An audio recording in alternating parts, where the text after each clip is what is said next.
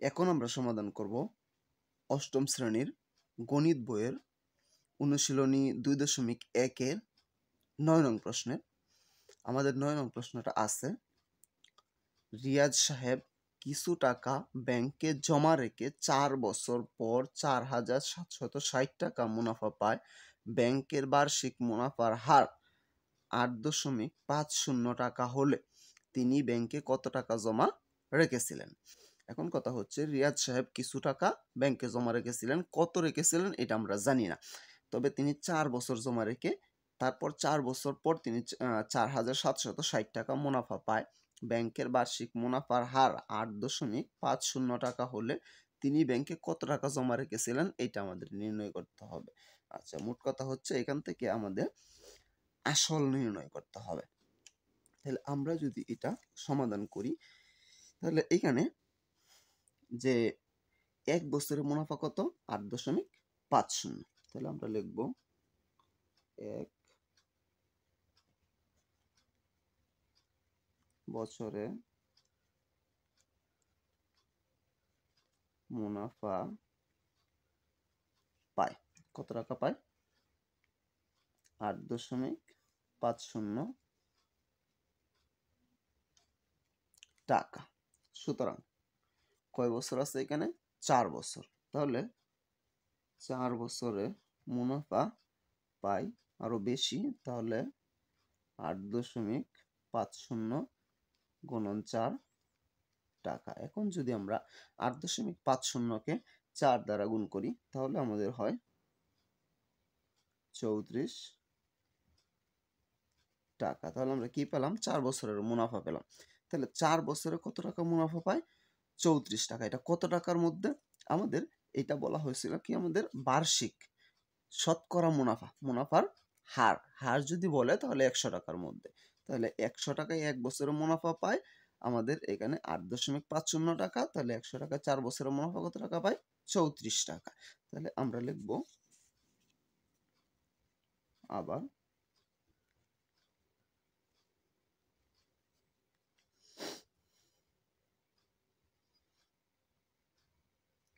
আমরা 34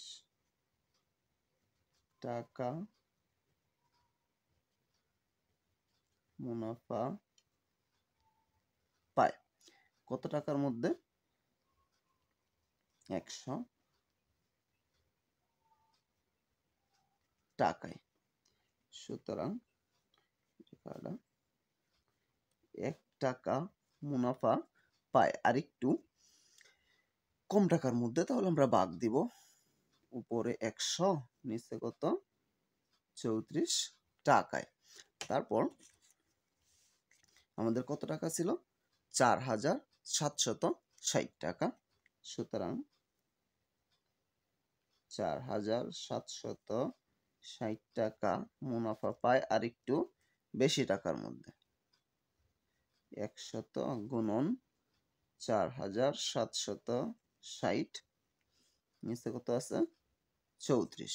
আচ্ছা, এখন যদি আমরা এটা কাটাকাটি করি তাহলে আমরা 34-কে যদি 34 দ্বারা ভাগ করি একবার, তারপরে 4,760-কে যদি আমরা 34 দ্বারা ভাগ করি তাহলে হয় আমাদের 140 বার।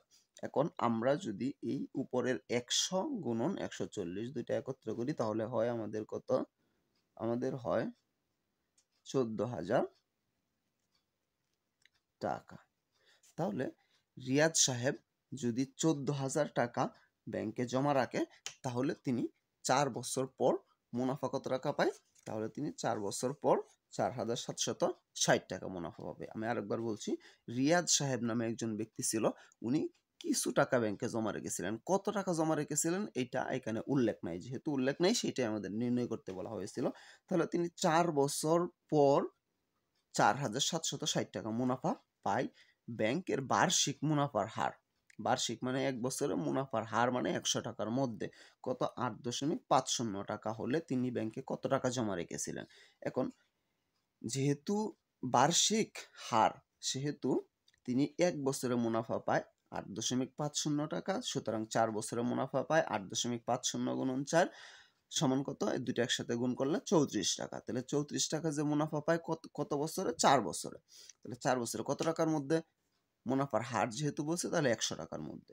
তাহলে 34 টাকা মুনাফা পায় 100 টাকায়, 1 টাকা মুনাফা পায় আর একটু কম, উপরে 100 নিচে 34, তাহলে 4760 টাকা মুনাফা পায় আর একটু বেশি টাকার মধ্যে। তারপরে যদি আমাদের বেশি হয় তাহলে উপরেরটার সাথে গুণ, তাহলে 100 গুণন 4760, নিচে 34 যা ছিল তাই, 34 কে 34 দ্বারা ভাগ করলে একবার, আর উপরে 4760 কে যদি আমরা 34 দ্বারা ভাগ করি তাহলে 140 বার, 140 আর 100 যদি গুণ করি তাহলে 14,000। আর নিচের একের কোনো আমাদের দাম নাই, যেহেতু নিচের একের কোনো দাম নাই সেহেতু নিচের এক বাদ। তাহলে আমাদের ব্যাংকে উনি কত টাকা জমা রেখেছিল এটা নির্ণয় করতে বলা হয়েছিল, আমরা নির্ণয় করছি 14,000 টাকা। আমি আশা করি আমি বুঝাতে পেরেছি। তারপরেও যদি কারো কোনো সমস্যা থাকে অবশ্যই আমাকে কমেন্টে জানাতে পারো, আমি সমাধান করার চেষ্টা করবো ইনশাআল্লাহ। পরবর্তী কোনো ভিডিও নিয়ে তোমাদের সামনে অবশ্যই আসবো। সে পর্যন্ত সকলেই ভালো থাকবা। আল্লাহ হাফেজ।